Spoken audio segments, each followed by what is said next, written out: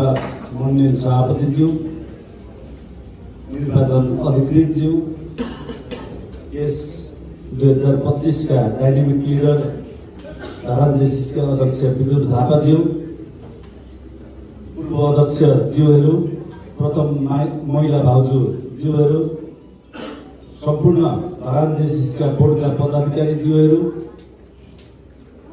बोर्डका सदस्य ज्यूहरू, धरान जेसिसका सदस्य ज्यूहरू, जुनियर जेसिसका पदाधिकारी एवं सदस्य ज्यूहरू, सबैलाई म सागर प्रसाई सन् 2016 को अब्जर्भर, 17 को मेम्बर, 18 को प्रोग्राम कोअर्डिनेटर हुँदै धरान जेसिसको यात्रामा निरन्तर रूपमा अगाडि बढ्दै भिपी इभिपी जीएलसी र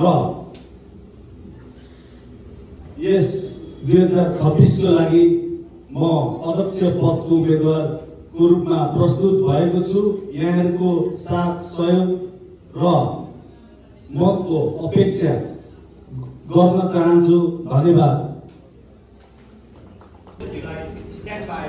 मेरो एउटा सानो जिज्ञासा छ, जिज्ञासा मिलाइदिनुहुन्छ भन्ने अपेक्षा गर्दै 2026 को उम्मेदवार हजुर सँगसँगै हजुर अहिले नेपाल परिवहन नियोजन सङ्घमा पनि गरिमामय पदमा हुनुहुन्छ कोषाध्यक्षको रूपमा, अनि 2026 मा पनि तपाईँ अब धरान जेसिसलाई हाट्नलाई तन्तमाया हुनुहुन्छ। त्यसको दौरानमा तपाईँ दुईटा संस्थाहरूलाई चाहिँ कसरी सँगसँगै लगेर चाहिँ धरान जेसिसलाई अगाडि बढाउन सक्नुहुन्छ, त्यो जिज्ञासा चाहिँ मलाई मेटाइदिनु अनुरोध गर्छु। माननीय सभापति मार्फत म जेसी राजु श्रेष्ठज्यूको म जिज्ञासालाई म शान्त पार्न चाहन्छु। जस्तै म नेपाल परिवार नियोजन सङ्घ सुनसरीको कोषाध्यक्ष हो, साथसाथै म यो धरान जेसिस 2026 को नेतृत्वको लागि अगाडि बढिरहेको छु।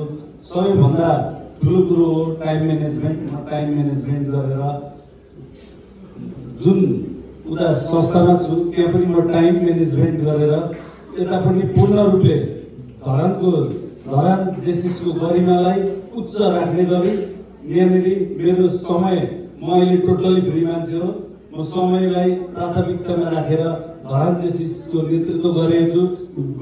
गर्ने कार्यकालमा म पूर्ण रूपमा समय म्यानेजमेन्ट गरेर म टाइम दिनेछु।